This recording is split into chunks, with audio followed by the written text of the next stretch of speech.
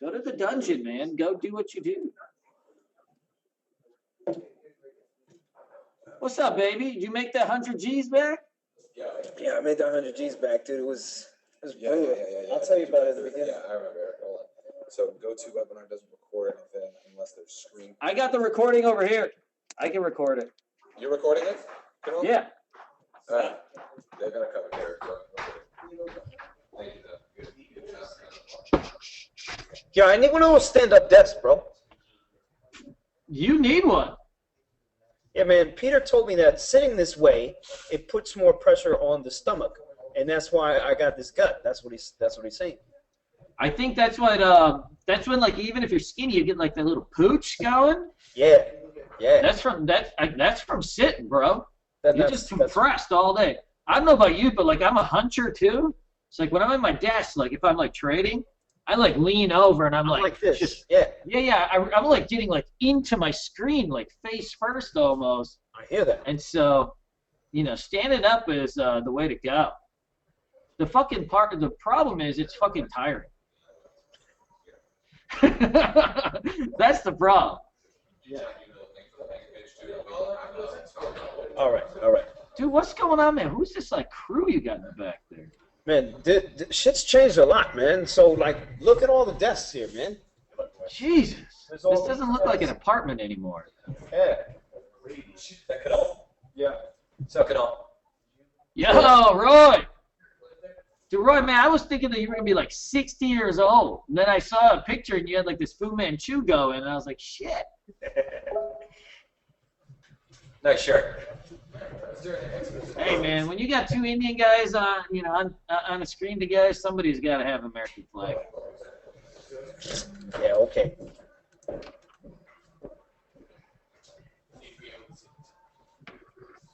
We starting this bad boy? It's up to you, man. We're good to go? Yeah, let's do it. Let's do it. You cue it up, you start.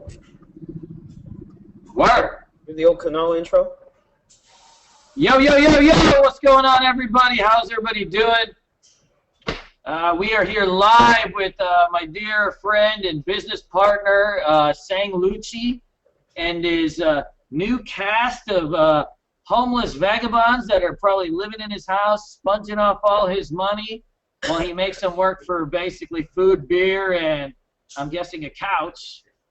And so things have changed. The last time we did a webinar like this together, we were in New York City, and it was me, Lucci, and Peter and Charlie, right. And there was nobody else going on. I didn't remember seeing any of these desks or any of these people. You got like a whole assortment of white boys back there that are just look like they're grinding it. So we're gonna talk a little bit about the market today. We're gonna go over some other stuff. Before we get into that, we'll do a little checkup. So, Lucci, tell me what the heck is going on back there. Like, who are all these white boys? Yeah, man. So I mean, the white people are here to make sure if I get busted, one of them takes the fall for me. It can't you gotta have a stoolie. It can't be all brown people that go to jail.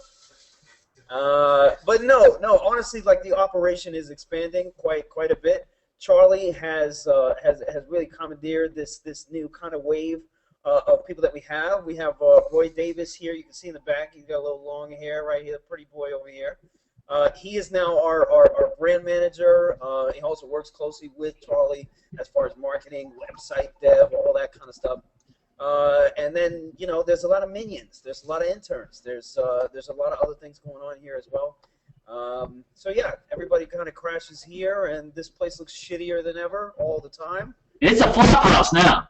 Because there's a bunch of dudes everywhere. There's still zero girls that work for this company. Still zero. You have a $10,000 a month flop house filled with dudes. Filled with dudes, okay? That's not the problem here. I mean, Kunal, how many girls do you have that work for Bulls? You got two. Yeah, we got Courtney and we got Mary Beth. Right, so you got two, so you can't really talk. You got 20. That's 20% though. That's nearly 20%. That's 10. See, you missed that class obviously in school. That's 10%. Full. That's 10. And I mean, Mary Beth is like a partner, so I mean, that's she counts as like 3. There you go. There you go. There you go. So yeah, that's what's going on here, man. Everything is pretty crazy right now. We're leaving here though, May 31st. We're out of here. I'm going to Boston. Peter is going to New Haven. Charlie is going wherever the fuck he's going. I don't know where he's going. And then we are going. Actually, I think he's going to Brooklyn. I don't know where he's going. But we're trying to keep this place Foreign Office. We're trying to keep this place. We're trying to figure it out. We're trying to negotiate it down and see if we can. You're trying to have a $10,000 a month office space. Boy, I mean, how much money are you making? Shit. Give me some of that. Man, Jesus. Your own money.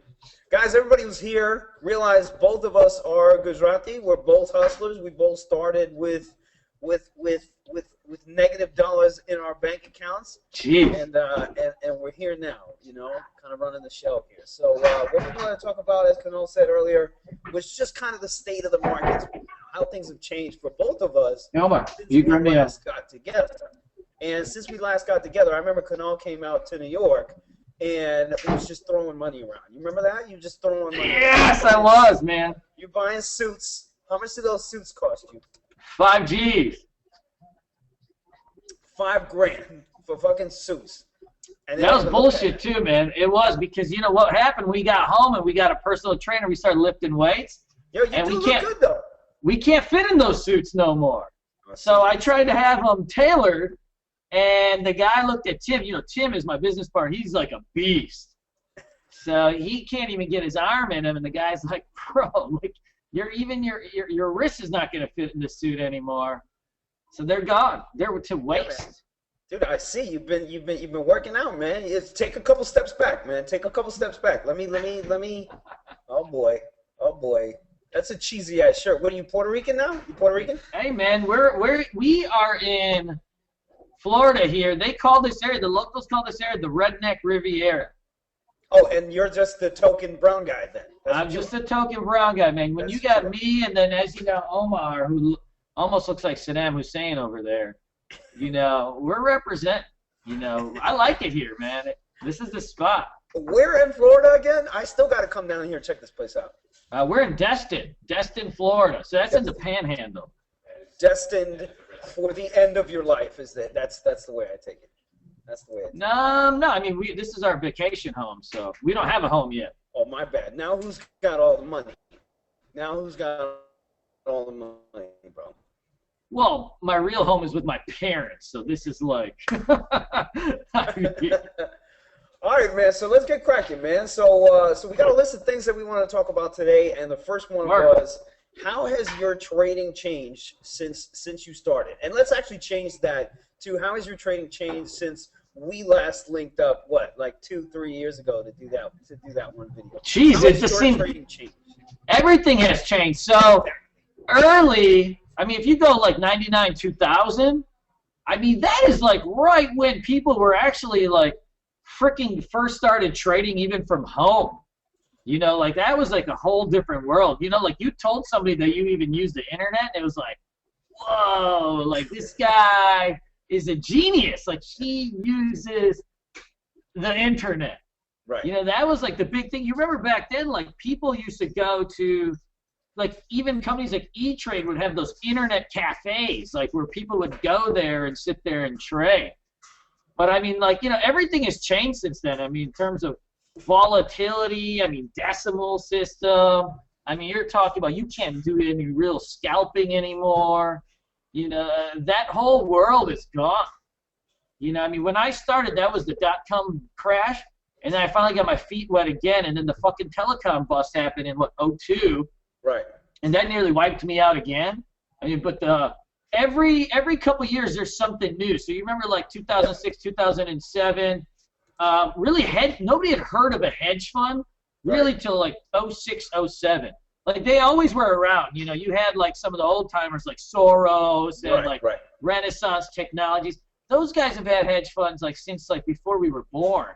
Yep. But nobody had known what a hedge fund was. There were like 10 guys in the dark. Everybody knew about Warren Buffett, but nobody knew about the guys that are really making these huge monster returns like Soros and Simmons guy and all these guys. And then all of a sudden, the market started to change. There were all sorts of hedge funds. And then, remember, like 06, 07, 08, anytime there was a move in the market, it was like, oh, the hedge funds are moving it around, right? And then after that, it was like the algos are moving it around. Right. And now it's the HFTs are moving it around. But no matter, and then, even before the hedge funds, it was oil prices that moved everything around. Right. It's always something. But, all these different things have changed. So now, like, the hedge funds are kind of, losing all their cachet. And now, the new word of the day is, like, HFT. But, it's really all the same shit because the HFT moves everything around. But that's what the hedge funds were doing in 06, 07 when there wasn't as much volume. They could move the markets. You get those guys like SAC Capital and those guys. They were moving those markets way before there were HFTs or algos, and they were doing it in the same exact manner. So how is your trading, though? Like, how has your trading specifically been impacted, though, since we last talked? Like, since 2010, 2011, have you had to, like, flip your script? Have you had to change your strategy? Have you had to do anything different? So back then, I wasn't really doing any shorting. We were, like, right in the midst of a huge bull market. I didn't even know how to. I didn't even know how to really short. My whole personality is always to go long, like catch those dips. Right. The market's tanking, I want to catch that dip. And the market's flying, I want to hit that breakup. But it's always like trying to time like the long. Right. And now it's like, probably half my trades are shorts. Okay. All right. I would say in that's 2014. Recently, though? That's this year? That's like just this year? This is about the last year and a half or so. No shit. This has kind of changed. No but shit. In 2014, probably a majority of my profits have been on the short side, even for day trades. No kidding. Yeah, guys, FYI, like, shorts are a little bit more complicated than longs. In shorts, you have to deal with these short squeezes that always kind of screw your timing. They always kind of screw your trade. Yeah. So your timing really has to be on point. I'm surprised, man. I'm surprised. You finally have another tool in your pocket. It's only taken you, what, 6 years to figure that shit out. Yeah. It has. So look, as for me, guys, like, what's changed for me, trading options is now so fraction of a second now. Like, I used to have so much time to get into an option and to get it to work in my direction. I used to have so much time. I used to have weeks to do this.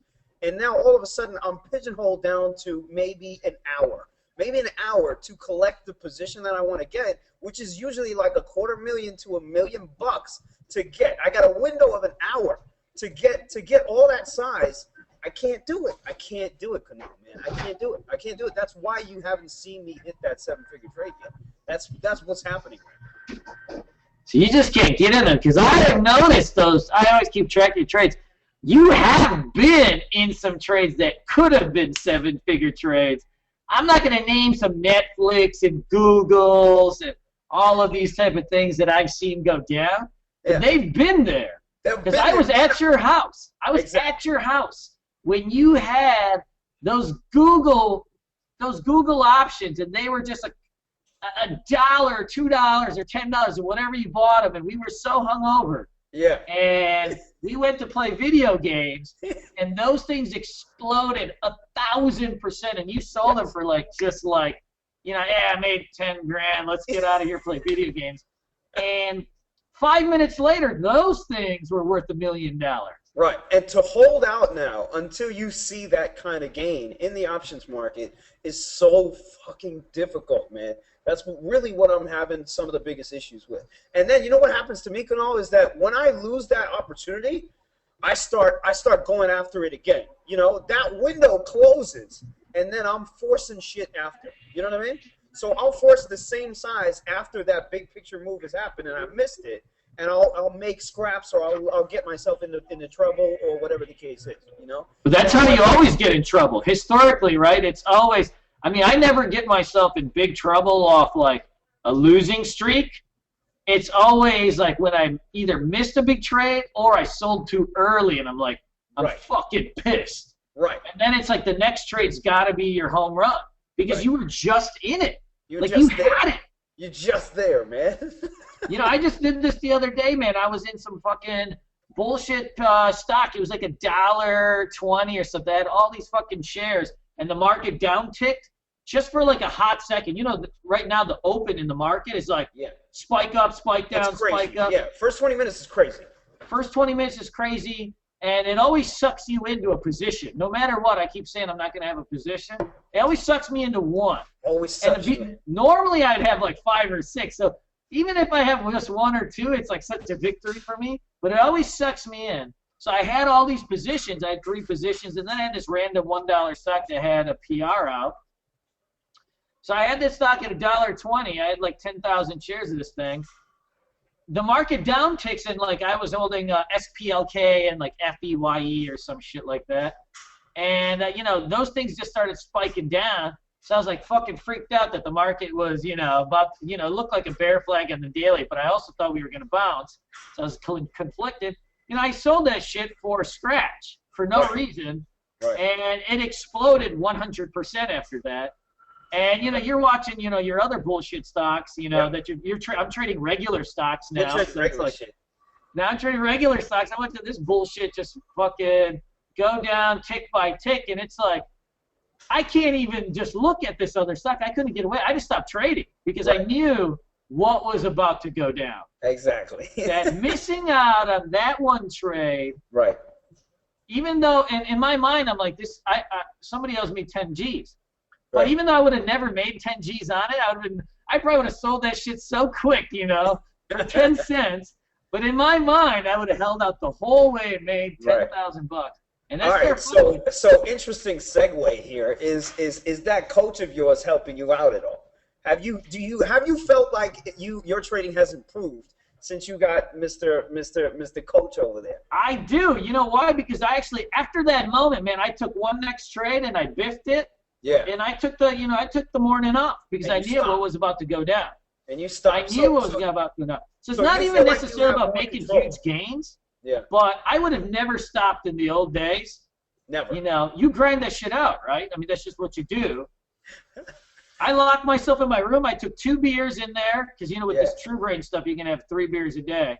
So I took 2 beers in. I said, man, I got 3. I don't want to waste my 3rd one. Right. So I took 2 beers in my room. I locked myself in there for 3 hours and was like. So you're saying you have a little bit more discipline on when to trade and when to just leave and when to disappear. Yeah, 100%, because I never lose because of my setups. I mean, that happens like 10% of the time. Right. You know, most of the time you lose because you screwed up. Yeah. I mean, you know, you screwed up. I mean, that's just how it is. I'm never like, my read on the markets is fairly good, but even when it's not that good, I'm able to pivot pretty well. Right. Like most traders are. Right. But when I actually am about to take a bath, it's almost always because I'm fucked up in the head. It's always like that. Ding, next topic here. Next one we got is the most important realization you've made in your trading career. What's the most important? Think about this for a second, Kunal. Don't just ramble off the top, because I know you like to ramble. But what's the most important realization you've made in your trading career? What's the most important trading? The most important, dude. Man. And don't tell me it's that coach either, man. Don't tell me it's that coach. You don't like him at all, do you? Don't tell me it's that coach either, man. You don't like him at all, do you? Most important realization. So, you know, I think the real one you know what? It's a realization, but I'm still not following it, is that I don't have to trade like every fucking single minute of the day. Every day. All right. So the realization that you need to practice how not to trade. Well, if you think about any given week, right, where does most of your money's made in a day or two? Right. And the rest of the time you're kind of probing and figuring shit out. It's true. It's true. Most of my year is for maybe 1 month. Maybe a couple weeks within that month. That's my whole year. That's literally my whole year. I just go bananas. I make a couple million and that's it. If I just shut the rest of it off, I'd be in so much of a better position. So I still can't do that. I still haven't been able to do it. It's hard. It's hard, it's man. Fun. It's hard, man. It's fun. It's hard. It is hard. But you know what? You got hobbies? Like, what the hell else you do? Like, when you leave and you don't trade, what are you doing? You just go to the beach? You're picking up girls? What are you doing?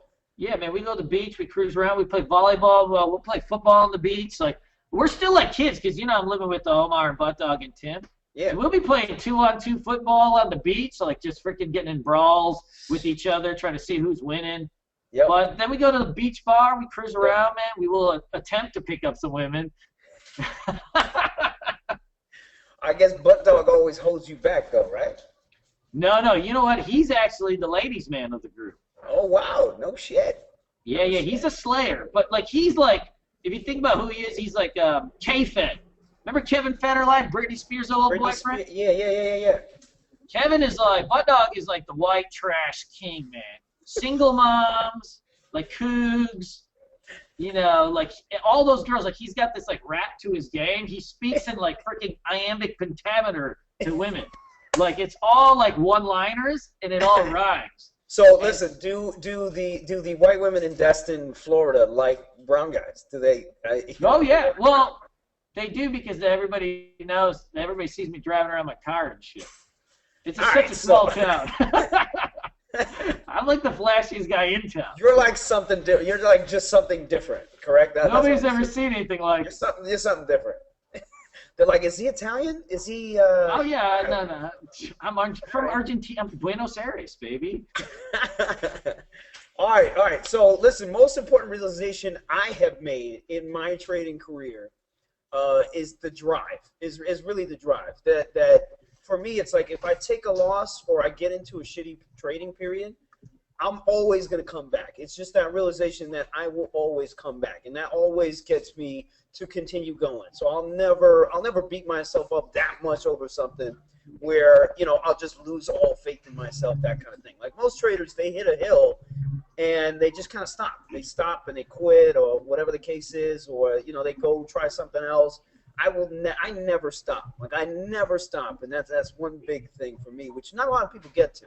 And I'm sure it took you a while to get to it too, Kunal. Oh yeah. I mean that's what makes you great. Absolutely. You know, but these guys tell me all the time, man. Like they know that certain times of the day I should stop, and they all sit there and kind of watch me. Yeah. And they're like, bro, why don't you stop? And it's like, if I stopped, I wouldn't be here. Like, exactly, you know, exactly. That's what they don't get. There's so much stuff on Twitter. We'll talk about that actually in a second.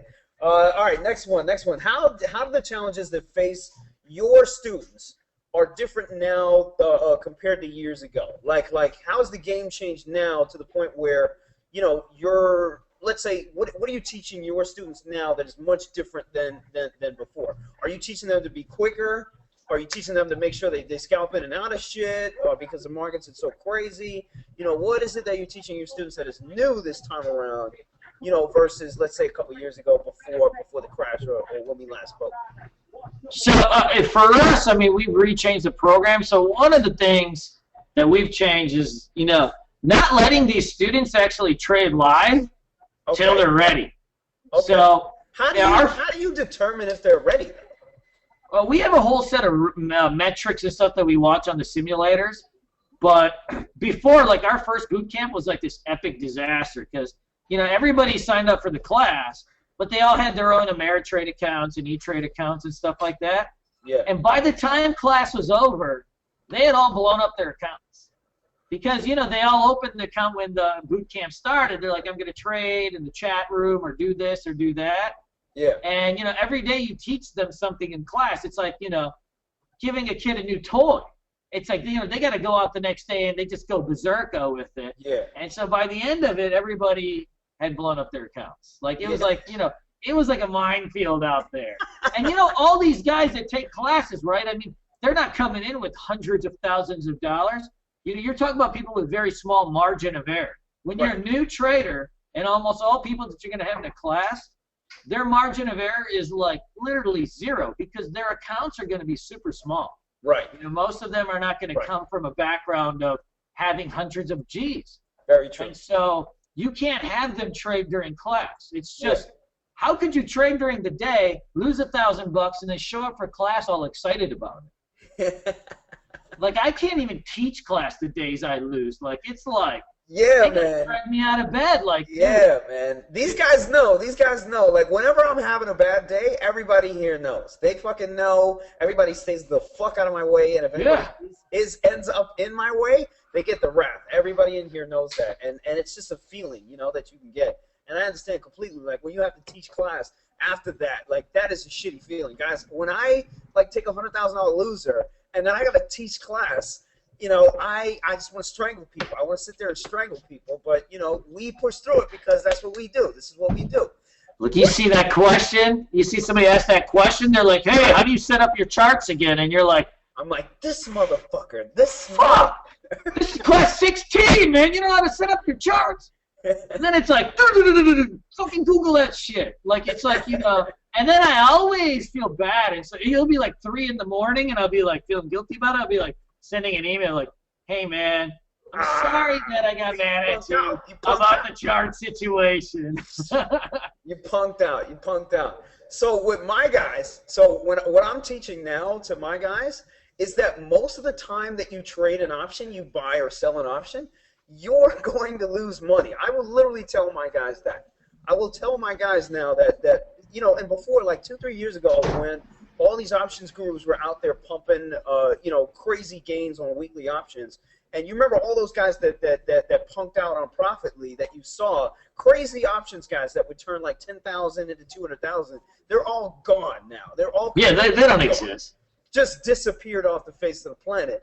And I will literally tell my guys now that most of the times that you try to buy these options, you are going to lose money. You're going to lose money. So that means like there's a lot of understanding that you need on how this shit works before you can even address that situation, which seems like what you're doing with there's so many tricks to the trade now, right? Yeah. If you go on like trading education on like all the people that sell it, it's always like a 5-hour DVD or a 3-day class or a 4-day class. I mean, how are you supposed to learn a life skill in 4 days? I mean, that's just impossible. You know, I tell these guys, I'm like, this is like no different than you go to med school or law school. I'm like, take this shit seriously, because if you went to law school and you spent 100 G's, I bet you'd be studying your ass off. Yeah, you absolutely. know? And here you come into class without your homework done, and you think you're going to make all this money? That's not even going to happen. Like, it's not at all. Like, there's such a seriousness that you have to take to your education. Yeah. And that's why our class is freaking 90 days long, you know, after everything. I can't believe you teach a 90-day class, bro. I cannot believe you teach a 90-day class. But who how the fuck else are you would want going to to have listen to good you students? for 90 fucking days? Who the fuck would want to listen to you, bro? That voice would drive me insane, man. Insane. It does suck. No, it's work. But how else are you going to get somebody to learn this stuff? I mean, this is not easy. One of the other things that I'm focusing on now is the psychology of the situation. Do you focus on that a lot in your 90-day class? I'm assuming you got to do some a little. Do you focus on psychology? Yeah. We actually have the doc. You know, he does, you know, like a presentation. He's got a little so he does the presentation. Okay. Yeah. He's got some stuff going. And plus, I mean, I just incorporate into like every single day what we talk about, just from my own experiences. Not really in getting into like the guru type of like, you know, what your brain's doing, all that. But, like, I'm telling them what I'm feeling. Like, man, I'll tell you what, man, when I give back, you know, freaking half my gains for the day, I'll tell you what, pretty much I know for a fact I'm going to turn that day into a loser. Because I'm not caring about that I'm up for the day. I'm only caring about the fact I gave back half my gains, and I want that money back. And I'm going to get that money back. Right. And that's when I go negative. And, you know, because that's the type of stuff that happens, right? It's, Yo, but listen, come on. Every once in a while, you come back to positives. Yo, I was down 100 grand this morning. I was down 100 grand this morning writing options on Priceline, and I just couldn't move around quick enough. And then I made 120 back in Netflix. And by the way, on that Netflix trade, I left like another 200 on the table. Like, that's how ridiculous my fucking day was, bro. That's how ridiculous my days are now all the time, Kunal. Like, this shit is crazy. The market is nuts right now. And these are what my days look like all the time. I'll start up 100, go down to negative, come back like 140, and then end up the day like negative 75, dude. I mean, we knew this day was coming, though, right? I mean, you know, we had that low volatility grind for years. We did. Minus, like, Euro crisis, debt crisis, you know, like the freaking Senate stuff. You know, there was like one thing a year that kind of sent us down 10%, but I mean, otherwise it was like, what, 40 points a day keeps the doctor away type of thing. All right, so next topic here. What are the qualities of your most successful students? What qualities do your most successful students possess? And how do they actually get that through you? I mean, give me like one of your best traders right now. Give me one of your best traders right now, and what is that? What is it about them that makes them like, okay, this guy's a trader? So I would probably say, one of my best students that I really like is a gentleman by the name of Chris Zielinski. He actually owns a site called like Green Bar Trading or some shit now. And he was actually like my biggest pain in the ass student. I hated this guy. Like he would sit me on GChat. He'd stalk me for like when I'd go green, and then boom, like one day in the chat room, because I'm trading. He asked me a question in the chat room on whether he should sell something. Of course, I don't see him. I mean, we got 200 guys in there, man. This script goes so fast. Right. I'm like focused in on my charts. I don't see this stuff. Right. So he sits there and attacks me, and he's like, man, you made me lose this money. And so I was like, and he'd been struggling with class and all this stuff. He was having trouble computing all this because it's just so much stuff. I teach like 30 different setups. It's crazy, crazy. So I was like, hey, instead of thinking about the fact that I made you lose money, you might want to look at the fact that you're fucking bipolar and a complete asshole and don't know how to speak to people. And once you learn that, maybe you'll get ahead in life.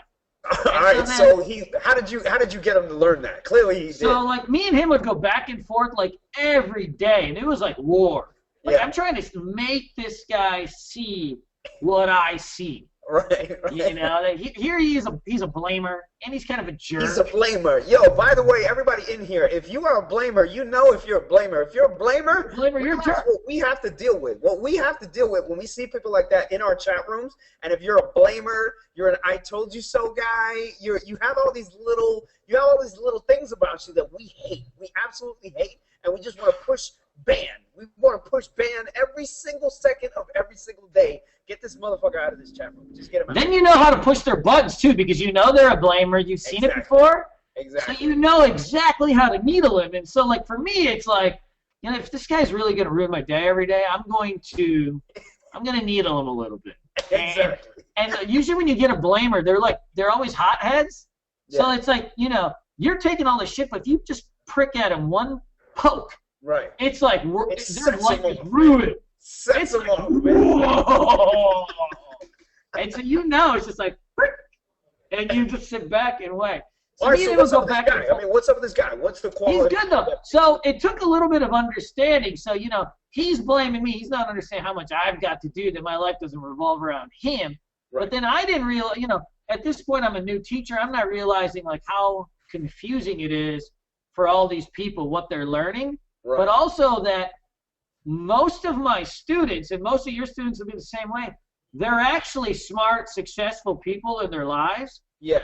They went to school, they got good jobs, they're really smart people. They want to learn trading to get out of kind of corporate hell or whatever they're doing. So they're used to winning. They're not losers. We're just looking at them losers by the way they talk to us. But they're not losers. They're smart. And so they're so stressed out, right? Because now you get these like really smart people. They're trying to learn this stuff.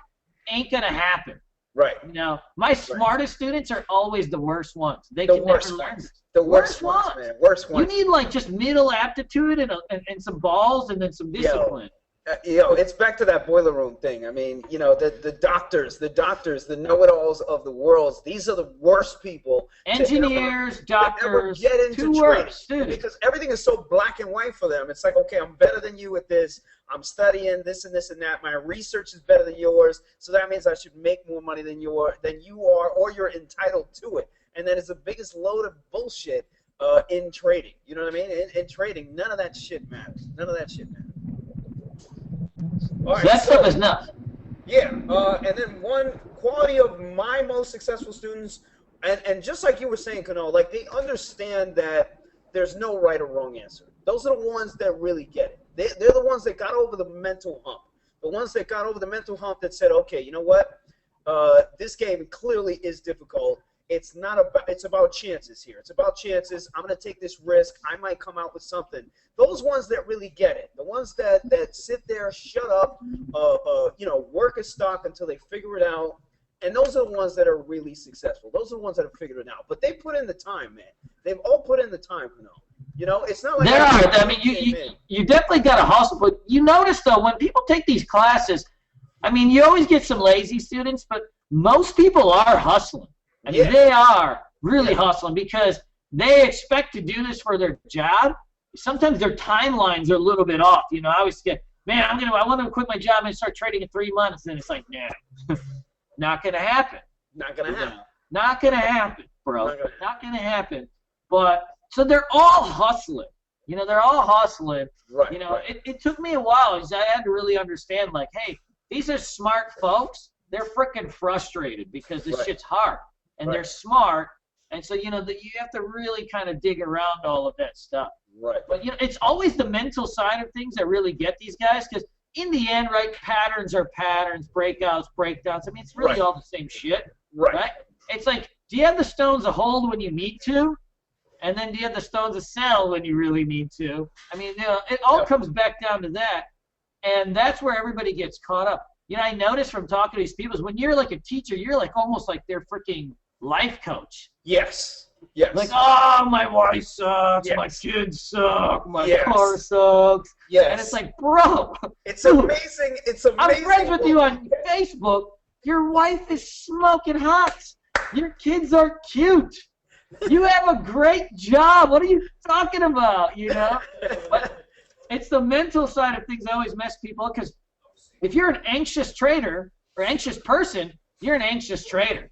And if you're like just freaking, and you've got anxiety, it shows up in your trading. If you're always late to stuff, that shows up in your trading. Like all of this stuff. So if you're fucked up inside, your trading is gonna be it's gonna be a roller coaster. I mean, to further that point, I mean, guys, to everybody here, there's 300 plus people in here, and then everybody who's gonna look at this video, like, we have people come to us with sob stories. We have people come to us and tell us that, oh my God, their mother just died. They got this bill coming up. They got that bill coming up. They said they've lost $100,000, and they want to know if we can help them make it back. Well, that's the kind of emails we get every single day. We get those emails every single day. We sit there and read them. We're like, what the fuck am I supposed to say to this?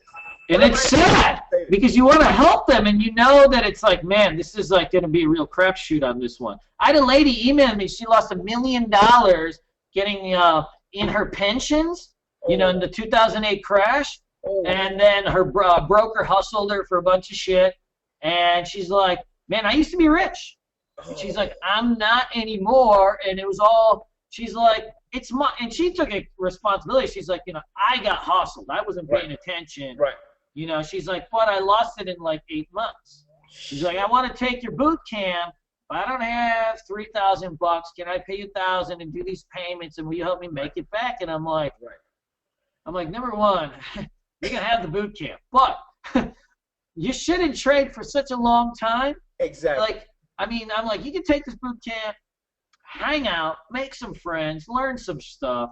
Right. But, this thing is like, you even attempting to do this, it should be years down the road, man. You got a lot of things to solve. You might have some lawsuits to do.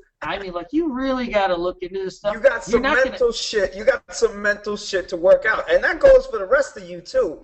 If you know you got some mental shit to work out, that is all going to feed into your trading. That's what Kunal was saying earlier. Like, you're going to feel that while you trade. And unless you work that shit out or figure out how to compartmentalize it or whatever, and you're always going to run into that. So you really got to work on that mind shit before you really think you can make something happen. And it can be good mental stuff. When I was talking to one of my students, she's like, I'm like, my goal for the year, I'm like, what's your goal for the year? She's like, I want to take my 2 kids to Disney World. I'm like, that's it? That shit costs like $300. I'm like, shit, I'll send you $300 if that's your goal for the year. And she's like, no. She's like, we've never done a family vacation. She's like, my kids have never been anywhere. And I'm like, God damn, this is going to show up so hard in her trading, right? Because she's a good mom. So that shows up too. She's like a good mom. Like my mom's like that, She's like a fighter. And so that shit affects you because she's actually, most moms are like, fuck my kids, right? And she's like, man, I want to do this for my kids. That was her whole goal of why she wanted to trade. Yeah. That's a lot of pressure. Definitely, definitely. All right, guys. Just a quick segue here. Obviously we have a big conference going on in LA. Kunal is coming out, hanging out with the Sang Lucci crew. We are all going to get hooked up to these EEG machines and get some readings on our brain patterns and things like that to figure out if there's anything that can be extracted from that information to help us trade better. So this is a conference that Kunal, myself, Charlie put together here, the professor, at professor_SL, you can find on Twitter. We're going to be there for a week. We're going to trade there. We're also going to get this study done. And then we're going to do sort of a presentation. It's called State of Trading. You can catch it, stateoftrading.com. And why don't you have one of your boys, Kunal, put that in the link? I can try to do that. Yeah, we got a coupon code for you guys here. That's all you now. So there's a coupon code, $200 discount. Type in Bulls on Wall Street. That is your coupon code. All right, because we love the Bulls guys so much. So $200 discount gets you on that conference. You get a live feed of that conference, and it's going to be myself, Kunal, Peter Zhang talking. Charlie's going to speak. Roy's going to speak. Haim is going to be there. Haim Bodek is going to be there, which is a great segue into the new discussion here. Hey, let me ask you something. I mean, you're into all this stuff.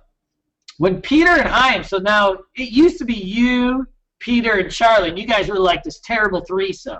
All right. So now you add Haim into the mix, and Peter and Haim are both like almost like Asian guys. It's like all mathematics. Right. So they're off in their own world. Right. How does that affect the dynamic of you, Charlie, and Peter? That was like this like tripod. No doubt. I was originally going to start this a different way, but I'm glad you started it. I'm just curious because Haim's a smart guy. I love him. But here's the thing. He works at our fund. Here's the thing, right? And I don't know if you guys have seen the Wall Street Code. FYI, if you haven't seen the Wall Street Code, look for it on YouTube. Just Google Wall Street Code. You'll find the video. This is a story about Haim Bodek. He was one of the sort of protagonists in the book Dark Pools by Scott Patterson. And he's an HFT guy. He essentially is one of the guys that built or created programs to benefit off the new structure of the market, all right, after regulation NMS came out. My question to you, Kunal, before I answer yours is, when you're speaking to Haim and Peter, do you feel dumber, is my question. Do you feel dumber as a person? Do you feel dumber? That's my question. No, I don't feel dumber. I just wonder if I'm wasting my time. All right. all right. So there's one, right? I don't feel. I mean, you got to remember this, Lucci. They work for you. So in the end, true. Who's smarter and who's dumber doesn't really matter.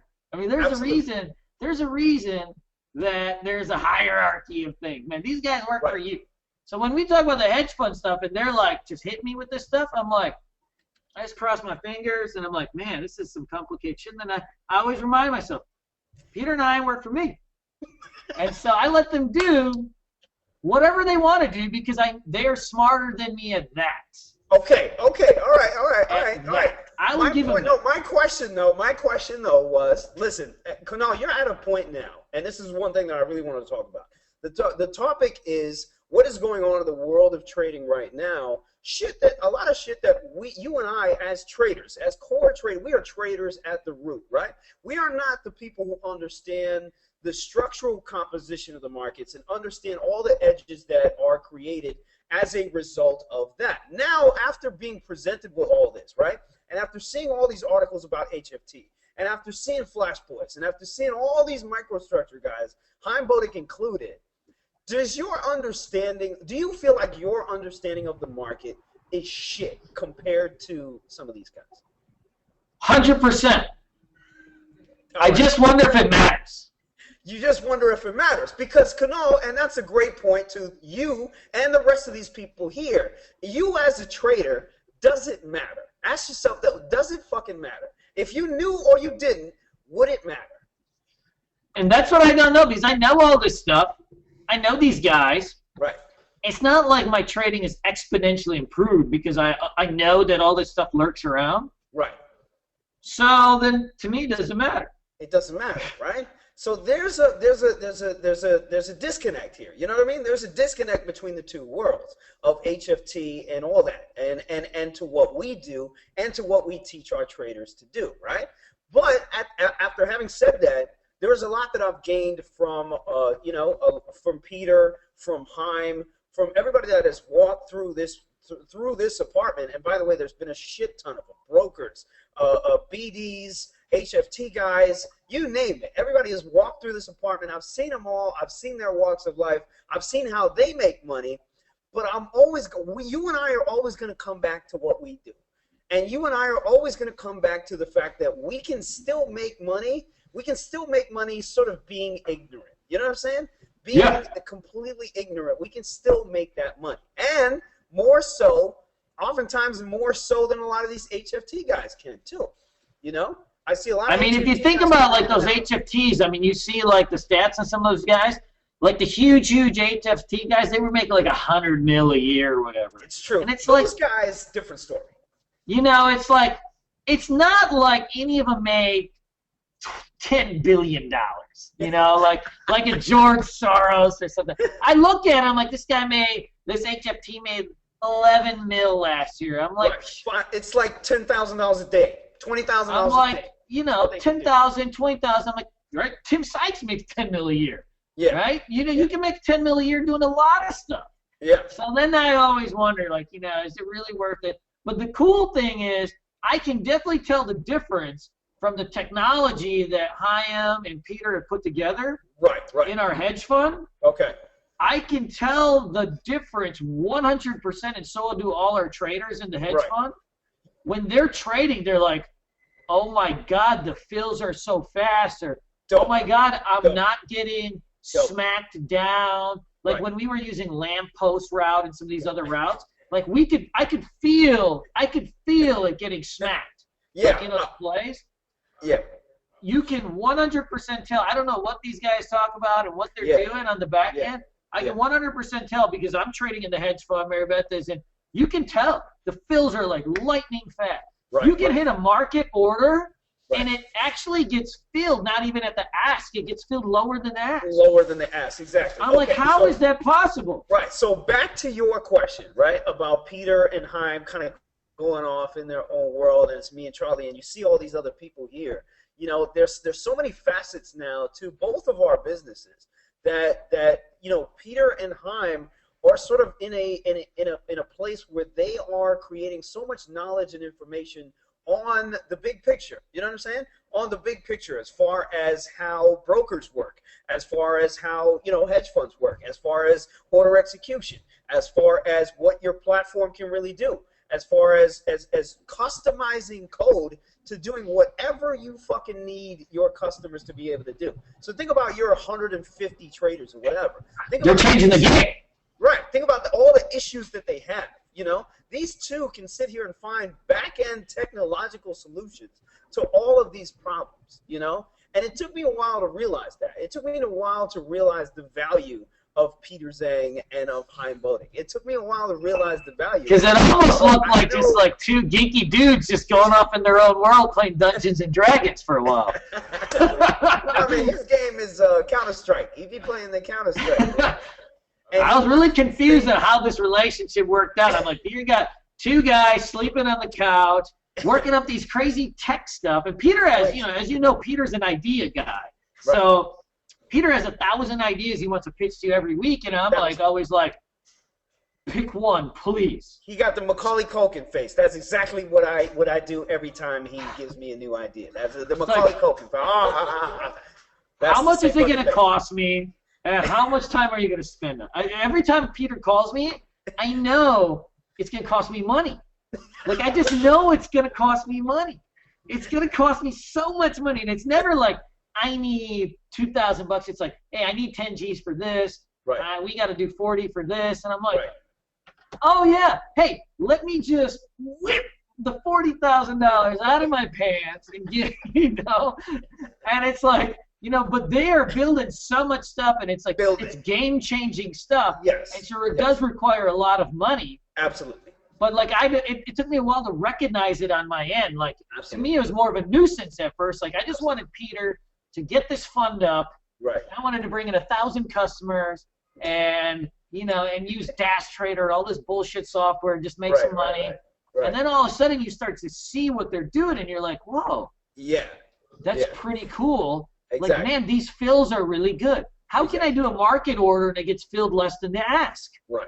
And it's like you start to see the stuff they're building on the back end and you're like, Right. it's still annoying when you ask me for money, but it's okay. So everybody out there who is just like totally like floored and has no idea what we're saying, the point of this conversation though is to show you guys, the retail guys, how much you don't know, how much you don't know about the structure of the markets, how much you don't know about where the fuck your order goes. You have no fucking clue. You have no idea how it's executed. You have no idea who it goes to. You have no idea where you're even getting the fills. Half of you, you know, more or less 80% of you guys have zero clue where this is happening, right? I mean, it's nuts. So if you trade through Ameritrade, right? If you trade through like a account like Ameritrade, your order gets sold off 3-4 times before it's even really executed. Like it's like, and then by the time it's executed, then that flow is sent to somebody else. It's sent to somebody else,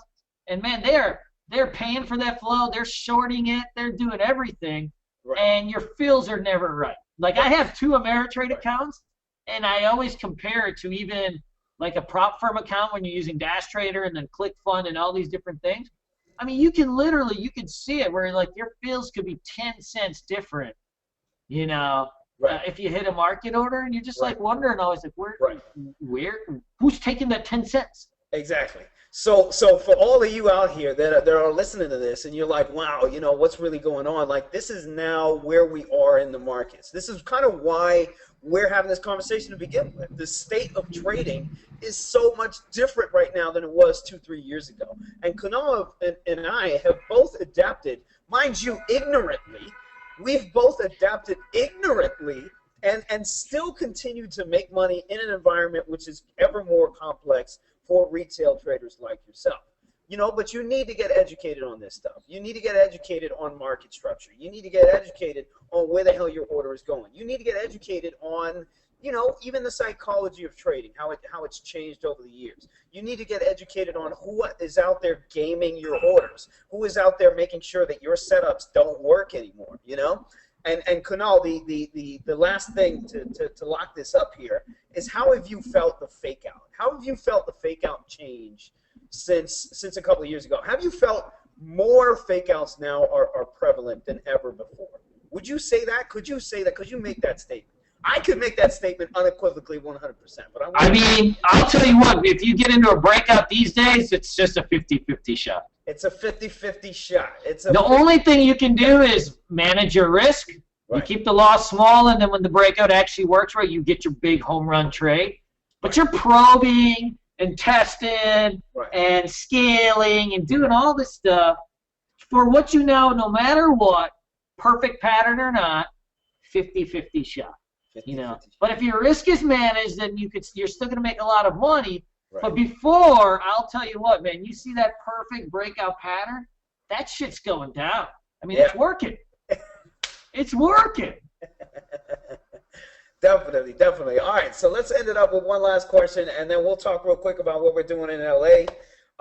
How have you been able to navigate the recent turbulence in the markets from the equities perspective? I mean, are you still putting up, you know, your scalp gains right now? Are you having a tough time right now? What's going on with your world and Mary Beth's world? Like, what are the best setups for you? Like, what's going on in your world? So a couple weeks ago, I was red hot, and then I would say that this week, I was not hot. You know, that's the one thing I noticed. When the market gets in a distribution type of phase, you know, where your just straight bull market is over, your gains become choppier. And it's not even because necessarily the market's choppier. It takes a while to adapt to it because you have to condition your brain. Like, I wrote it down. Like, the last 2 weeks, I had the perfect game plan going into the game. I knew exactly what was going to happen. The market's going to spike up. These stocks are going to go spike up. It's going to chase everybody in. Then it's going to rip back down. But because the market's oversold, once it rips back down, it's going to rip back up. Right. right? And so you know that there's going to be 2 fake outs. But the Porsche? Yeah, okay. You know what's going to happen. But, man, that first opening ticks, man, when you see the market up like, 80 points and the NASDAQ's up like 1%, and you see these things they look like they're going to rip. Sometimes, man, even if it's small, you want to dabble in it just in case. You want to get your feet wet. Even though, like, I talked to Mayor Beth, we lay out the exact game plan of what's going to happen. And every single day, exactly what I thought was going to went down. And then you get those late day moves, right? You want to save yourself for the late day move, that after 2 p.m. move. Like, so many times the last 2 weeks, like right after 1, 2 p.m., right? You start to see the trending move that you're looking for, whether it's long or short. But, dude, do you have any emotional capital left till you get to that point? Right. That's the hard part, right? And so, like, I had it ducked out. But then by the time the real move happened at 1 or 2 p.m., man, you're spent. You're spent. Your capital is spent. You're mentally spent. And so, yeah, you can participate, but not like you would if you had just sat around and you were, like, guns hot ready for it, right? And then it's your all in. Here's my 2 p.m. trending move. I'm going to make a month's worth of gains in one day. But before you got there, you're too spent. So that's what's been happening with me is I've been mentally suckering myself in. And I still, a couple days, it's not every day, but I still catch myself. I know the distribution market, you can't buy strength. Nope. You can't buy strength. Nope. Not like you used to. Not like you used to. Oldest trick in the book, though. You know that when you're in distribution market, you cannot buy strength and you cannot short at the lows. Right. And you still, a couple times a day, I get tricked into it, no matter what, because it's so exciting. You see the whole market moving, ticking one way. Right. You see your whole watch list just go red. And what is your... No, not for nothing. I mean, you play with your little piddly $20,000 account or $50,000 account, whatever the hell it is, man. I'm going in there. I'm going in on the same things with like 200,000, 300,000, 400,000. So my losers, and it's exactly the same thing, though. My losers are now ridiculous. You know what I mean? They are ridiculous. So just what he was saying, there's so much mental capital you're spending, and by the time you get to that trade that you need to be in, you're fucking done. You've consumed yourself. You've consumed all the mental capacity that you could take out, and you just can't even do it anymore. You gotta go. There is a psychological capital. Yeah, I mean, there is a psychological capital. You have to almost preserve it, like knowing what's going to happen. Yeah, you got to preserve, but it's hard. So to the rest of you guys here, before we cut out, we're going to talk a little bit about what we're doing in LA. But again, what we're alluding to is the new state of trading. The way the markets are right now, and the way you need to be as a trader in order to capitalize on it. You're not going to just come into the mix and start making money in a month or 2 months or whatever it is. So again, I'm going to put this conference we're doing. It's called State of Trading. You guys have all the links here. You guys have a discount again. Coupon code is Bulls on Wall Street. All right, Bulls on Wall Street. Throw that into the coupon code and you get $200 off. All right. Last thing here, Kunal. What are we doing in LA, man? What are we doing in LA? We getting crazy? We getting crazy? I mean, we've got to do this testing for a couple days. Hey, are you bringing the whole crew? Please tell me you're not bringing the whole crew, man. Oh yeah. You bring the whole crew? Not the whole crew, but a lot of them. Chai's coming. MB's getting married, though, right? Or is it the weekend after? Yeah. No, she's getting married next month. She's getting married next month. Beginning of May. So we got me, Tim, Butt Dog, Josh, and Chai. Oh, so you're bringing the whole crew. And Jeff Burrows, our business coach. Oh, boy. Oh, boy. Oh, boy. Oh, boy. Oh, boy. And where are you staying? That's the question. You're staying with us? I thought that was the plan. Oh, that's great. Oh, that's great. All right. So we need to figure out what we're doing, man. So you're getting there on Sunday? When are you getting there? Yeah, Sunday. All right. We leave here at 6 in the morning, so we're going to be there at probably 6 in the morning. Are we trading? We're trading on Monday? Am I trading with you on Monday? Yeah. All right. All right, great. I love trading with Kunal because he's so energetic. You know what I mean? He's so energetic when he trades. He is so balls to the walls and everything. And now, like, I'm really the only one trading in this apartment, and there's like 15 people here every single fucking day. So I'm yelling, I'm going crazy in the chat room, and these Are guys they sympathetic to the pressures you face? You think they understand? I don't think my guys know to stay away from me, like if I'm having a bad day. Yeah. But like I think they almost think they can do it sometimes. Like they always give me these weird look. Like Tim was giving me this look the other day, like why'd you give back the 5Gs? And it's like, listen, motherfucker. I know that it was a mistake. I've caught Peter Zhang several times. I've caught him several times thinking he could do this shit better than me. I'm like, I just see it, man. They're staring at me all day, like, and I'm like, man, they're judging me right now. They're judging me.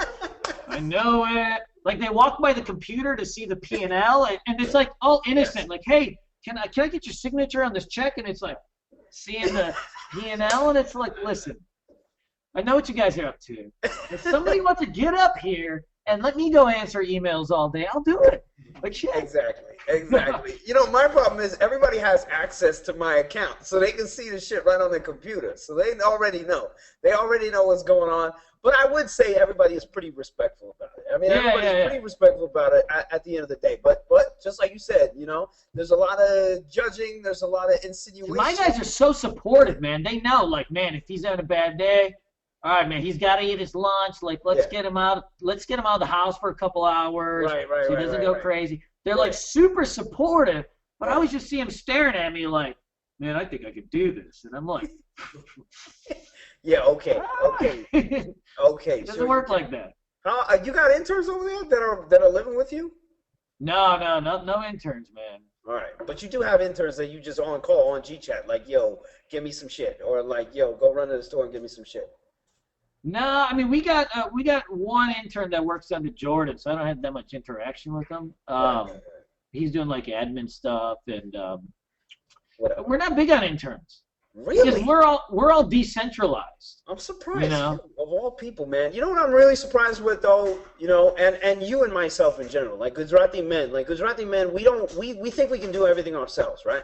We think we can build a website ourselves. We think we can do SEO ourselves. We think we can do trading ourselves. We can make millions of dollars ourselves. We think we can do our own taxes. We think we can do everything ourselves, but both of us are growing out some pretty big teams.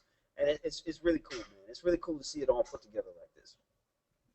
Rock and roll. I think we got some. Did you see these questions? There's so many questions here. Do you want to take a couple questions before we go? Yeah. Let me. I'll get through these. I'll feel guilty. I like Mr. Love on the last one. Kunal, ultimately, what is the goal? Like, what are you doing here, man? Like, ultimately, what is your goal, Kunal? And I already know the answer to this question, but I'm gonna let him freaking. Hey, Mr. Love, man. So I used to think, man, 10 mil and I'm out of this game. Oh, I changed it. I changed that because then I started thinking, what do I do all day? And then you think about it like, what's really 10 mil? All these things creep in your head, and so now I mean we're going for broke. I mean we're all in on this hedge fund. We're all in on Peter Zhang and the Hayam crazy combo. We're so all in. And, our goal now is to change the game. Our goal now is to go out there and provide a platform that has never been tried before, a model that replaces the retail model. Right. And so we're going to try to get this thing out there. And that end result could be 100 mil. It could be $1 billion. Right. Or, it could be costing me a couple million. It's going to go one of those ways, but it's exciting. It's exciting. It's exciting, and, everybody's real passionate about it. So I think, that's the end goal, is to try to replace this retail model, this bullshit model, with trading education, hedge fund, and have people help you through trading and all this stuff. Cool. And we're going to see where that goes, man. But I think, 10 mil was a bad number to put on it because it's like, what, are you really going to step away if you have 10 mil, Lucci? I don't know, man. I keep thinking I will. Like, I keep thinking I will. Like, I hit that 10 million mark. I keep thinking I will. But you know what? You're right. We have to be realistic about it. Like, if I hit that 10 mil, I just want my role to be decreased. You know what I'm saying? Like, I just want to be the money dude in the back and I can just sit, I can chill, I can go wherever the hell I want to, and I can just relax, you know? Yeah. And I mean, I think if I had enough money, like I wouldn't be the CEO of this company anymore. Right. You know, I'd hand that shit to Mary Beth. I'd hand the hedge fund to Peter. Right. And I would sit around and I'd trade. You know Right. what? I wouldn't do classes. Right. I would come into end of classes, help everybody, and I'd trade all day. Right. I'd even manage the chat room. That's easy. Right. You know, that's Right. fun. But, you know, the rest of the stuff, I'd really chill the fuck out on. Yeah, because again, like this is what we do. We trade. We trade. This is what we do. You know, we built these businesses, and again, like this is what we do. This is our lane. So I don't think that's ever going to disappear. You know, anytime soon, or even if you make your 10 million, or even if you make your 20 million, I don't think that's just going to disappear. So I mean, I teach 12 hours of class. Exactly. 12 hours of class a week, 20 hours of email, Right. full-time trading, then, you know, dealing with your employees and stuff like that. Right. It's It's a lot backbreaking. of work. It's a lot of work, and to everybody out here, you know, you were talking to to two groups that work their fucking asses off. We work our asses off for whatever, you know, is in the future for ourselves, and it's similar to what you guys have to do, you know, if you want to make trading successful for yourself, you know. Sacrifice, you know, this guy has sacrificed a lot. I've sacrificed a lot to be here, and we're continuing to do that for this goal, you know, which essentially we don't know exactly what it is, but we know it's there, and we know It changed. 2 years ago, we both had it. 10 mil, we're out. Exactly. And then through all that, we're having fun. You know, we're having fun. We're going to LA. We're doing all this stuff for, you know, for our students, for our subscribers. So, so we're happy, you know, that you guys join along. And Kunal, any last words here? Any last words for everybody? No. We got a couple more questions. I'll get through them, and you know, I know some. Yeah, I'll take it. So, Scott Johnson, how do you manage your emotions with options to help us so you don't sell out before the move? Oh, that's a Lucci question right there. Yo, give me the question again. How do you manage your emotions with options to help it so that you don't sell out before the move, which is really the story of your life? Thank you, asshole. Thank you. Thank you. The question to that, the answer to that, okay, the answer to that question is purely mental. It's purely mental, and it's experience, you know. So you're going to be in several trades, just like Kunal and myself. You're going to be in several trades where you could have brought out more, you know. And Steve Keller just threw out the question that I want to just shoot somebody. You see what he said? Sang, what's the deal with you and Chipotle? I had 12,000 shares short of Chipotle before the earnings came out. All right, I dumped out of this thing, and I took like $100,000 loss on it or something, right? She comes out with earnings. She opens up at like $580. The report was white people have never been eating more Mexican food in their fucking lives. It fake Mexican. You know, that was the headline right there. And then the stock dumps 60 points out of nowhere, right? And today was the day where you wanted to short. Plus, it was after the earnings got reported, so all the options got repriced, and I could have bought an option for, I don't know, $5, and so I go up to like $50. So today was the day to have $1 million and go in CMG short. But now it goes back to my point from the beginning, is that I only have an hour window. I only have an hour window now. I can't just develop the short position. Imagine if I had 12,000 shares and I held it overnight. The stock was trading at 580 in the morning. My broker would have knocked down my door and said, "Yo, motherfucker, where's my money at? Where's my money at?" Right? He would have force covered me. I would have lost on that position, and I would have never made the money. And that's what is going on in the option space right now. It's very difficult. So to answer that question, it's a mental thing. It's a mental thing. You got to stick around until that last moment where everybody gets squeezed out, and that's when you hop in. That's when you hop in and take it, you know? But it's a complicated thing to do, and it's about experience. It was a clean breakdown today, too, at the end of the day. Yes. At 11, well, not end of the day, 11:30 or so. It's just sitting there petering at 580 for a while. It just goes. Yep. I mean, it dropped $20 in 10 minutes. So gross, man. So gross. Take a couple more questions, man. All right, what do we got here? Dun, dun, dun, dun. No one turns the call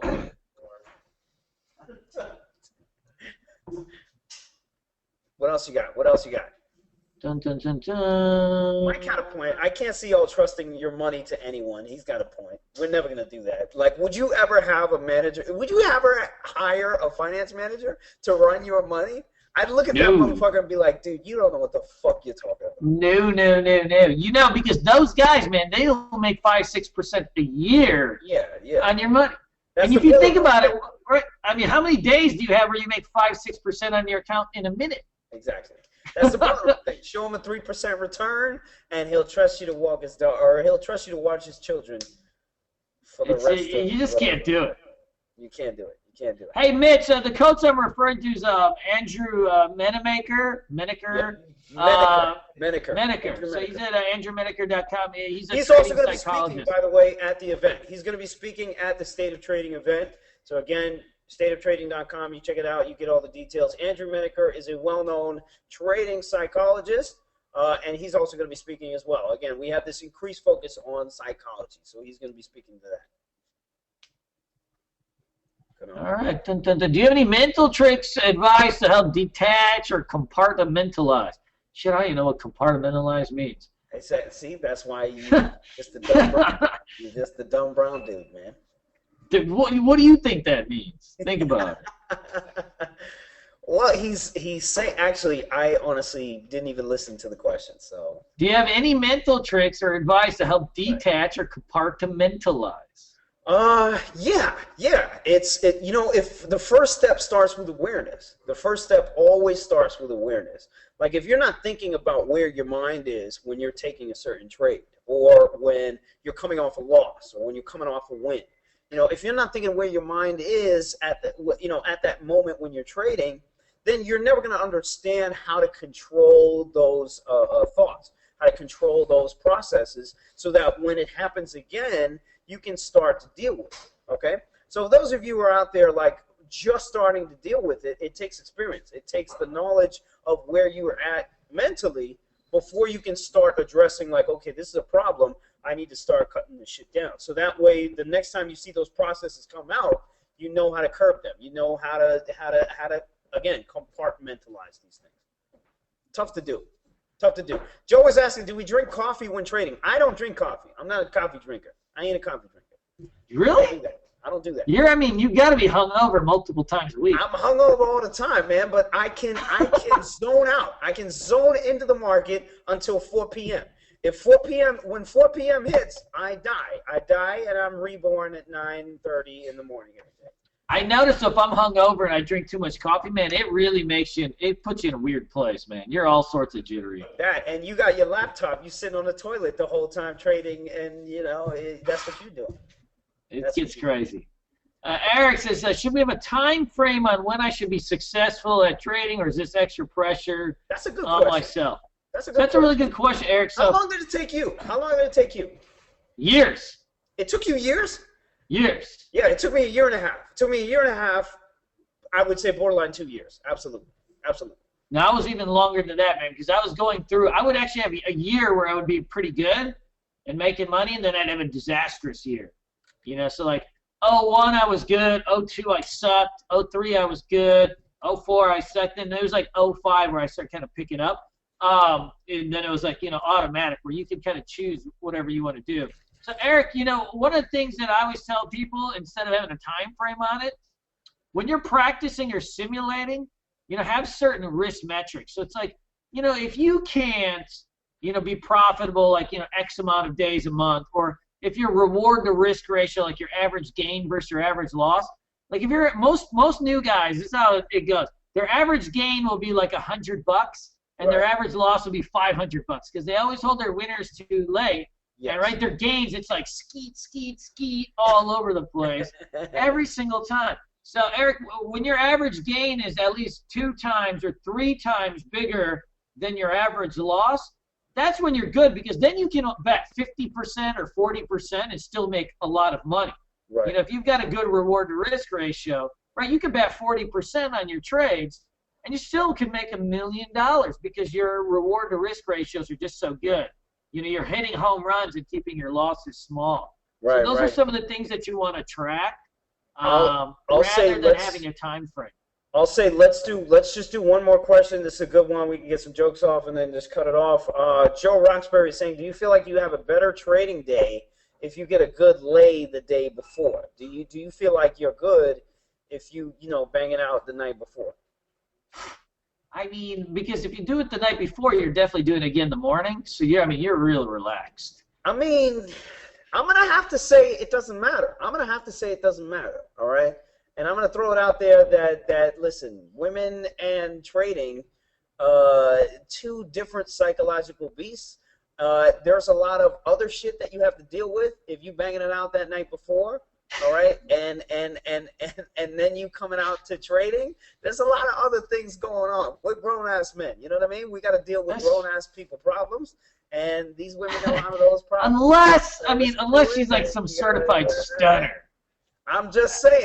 If she's a certified stunner, though, I mean, it's a whole different ballgame. Exactly. True. I mean, all right, guys. Last question here. It's a stunner. Everything. Bad. Yes, absolutely. For some people, they can pull it off. I don't know. For some people, they can pull it off.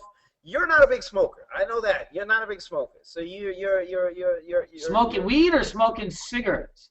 See, I don't smoke either. But only nobody will smoke cigarettes. Nobody's talking when somebody asks, "Do you smoke?" They're not asking if you smoke cigarettes, man. I don't know, man. I'm not hip to this game, man. I don't live in New York, man. I'm not fast paced. I don't have subways. I don't eat at weird restaurants, man. You know we what? don't have all this stuff over here. We're simple folk over here. You got a Puerto Rican tank top. You got jewelry on.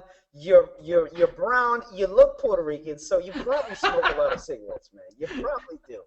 All right, everybody. Listen, we're going to close this thing up. Stateoftrading.com. Make sure you check it out. We're going to be in LA, both Kunal and I, for the whole week. The conference is going to be on Saturday evening. Again, coupon code Bulls on Wall Street to get a couple $100 off. All right? Kunal, any last words? We wrap it up, man. No, that's it, man. Guys, if you guys got any questions, you can email me or Lucci. My email is kunalson.ws. That's too much, man. You gotta cut that shit down. Yeah, BOWS.com. That's what it should be. That's what it should be. I know, but it's not a bow, right? You got. It just gets weird. All right, everybody. Listen. Enjoy your evenings. Enjoy your long weekends. If you're Jewish, do your thing. If you're Christian, do your thing and all that. And we'll see you guys. LA on Monday. We'll see you guys in the chat rooms. We'll both be from LA, all right? Hey, go Van, in your question about shorting small caps with brokers, Interactive Brokers is really good. Our ClickFund has really good shorts too, so you can email me. I'll get you some information on them. All right, everybody. Take care. All right, peace.